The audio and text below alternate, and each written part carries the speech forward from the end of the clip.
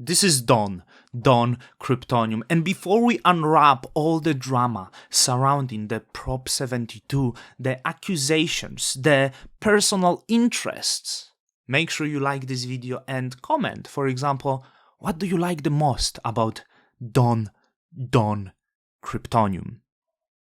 As you can see, we have a lot of discussion, we have a lot of the accusations, but let's go to the core and let's try to understand. So, regarding the Prop 72, I'm not going to fully unwrap it. Probably I will host some discussion. Hopefully I can have discussion to understand more of this. But the key features, there is proposals that meant to bring few products to the Cosmos Hub, hopefully bringing more value to the hub.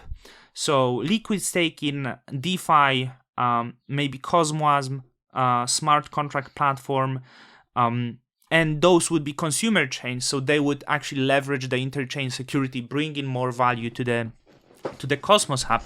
I think what brought the controversies is the funding. You see, this proposal is asking for 150,000 of atoms, which as of now is like just below $1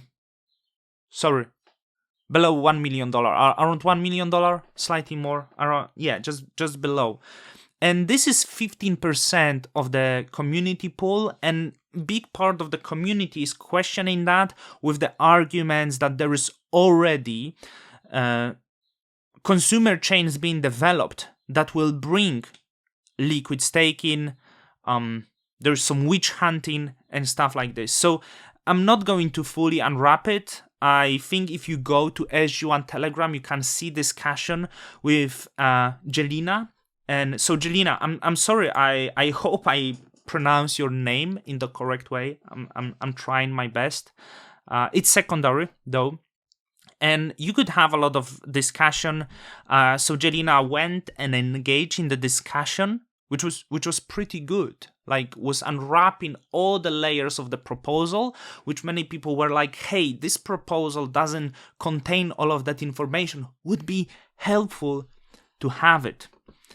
And you can see actually some people say that there is few elements, so maybe it's better to break it down into a smaller proposal. Rob, who I had on this channel, I like a lot, also make this proposal. But with that, what I noticed on the Telegram, some people actually did change their mind after Jelena talk, and they said, yeah, it seems like there is benefit to the hub. I'm going to vote yes, and as of now, it's on the way, with the majority voting yes. The turnout is 20%. We need 40% for this to pass actually. And now let's engage into the drama. Because that's what Don Kryptonium like the most. And first question that I would like to ask, what is the role of the validator? Okay, if I run the validator on the Cosmos Hub, what should be my role and how should I vote? I should vote in the best interest on this particular chain and this chain only. I shouldn't take into account maybe other chains, the chains competing, because my role would be, I need to do what's the best for this one chain to succeed, to have value, and to bring value to stakers and holders. I cannot find the other reason, which becomes a problem because we have validators validating many other networks, and they often engage into other projects building within ecosystem, and with that, we might be actually getting conflict of interest. So what if you're a validator who is co-founder of the platform that kind of do the thing that the new platform want to do as well? I think you know what I'm aiming to. This is just speculation. But I want everyone understand what's actually the role of the validator, and I'm speaking here about SG1. Co-founder of SG1 is also co-founder of Juno, and my question is it purely driven with the decision that this is the best for the hub, or this is purely using the influence to prevent competition? And I think it's actually a valid question, and I think we could have the discussion after this. So after Jelena was on the Twitter discussing, I saw people changing their mind. Soon after that, Jelena was actually kicked out of the Telegram simply by saying sentence that people should think of the reasons why they delegate to the certain validator, and if the certain validator have the best interest of the certain chain validating to. I think it could be discussed. She was kicked from this. She's open to having more discussion, and what I want to bring, it's really beautiful drama. And I like metaphors. Is it the right word? Sometimes when we get the drama, we can realize that the emperor is naked. That the person that meant to be this big figure, the wise figure, has no arguments, in fact, has no clothes, and is very small in person. Something you cannot say about the Don, because Don is here. Don speculate, but Don doesn't lie. Anyway, we have Lobo saying, "You're pathetic." Lobo about SG1, "Your pathetic defamation attempt is laughable. Amber Heard 2.0, congrats." So bringing the Amber Heard case in domestic violence and abuse that lead to losing of tens, maybe hundreds of $1 million, affecting other person mental health, was maybe not the best comparison here. I don't know. I'm just asking you to make out your own mind. And why are you so bad in discussion? Why you actually fall so low? That's my question. What you fall so low? So it got really dramatic, and then Lobo went on the spree of blocking people who disagree with him. And there is the question Michael said, and this is exactly what I'm asking. The argument against Prop 72, as long as there is no contract chain competing with Juno. So was it this reason? Because when we look at the voting right now, I'm going to go on validators, and don't get me wrong, it's absolutely fine to vote no if you don't agree with this, but there should be deep reason behind why you vote no with veto, and the veto is if you strongly oppose the idea and the idea is deeply harmful, and if the proposal is maybe a scam. I'm not sure if that's it. There was some arguments that this proposal wasn't the rightly constructed and should be redo. But from my own experience, being on one other chain, but I will say it quiet, okay? I think this is not the first time. It reminds me something, you accuse someone of wrong construction of the proposal, and all I see in my head is the prop number 16, Juno.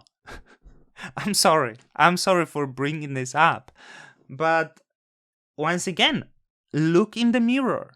Just look in the mirror. Anyway, I shouldn't say it. I'm a horrible person. So there is majority of yes votes. You can actually see who voted no. Inclusion is a Zaki, Imperator, P2P, who's the entity in question.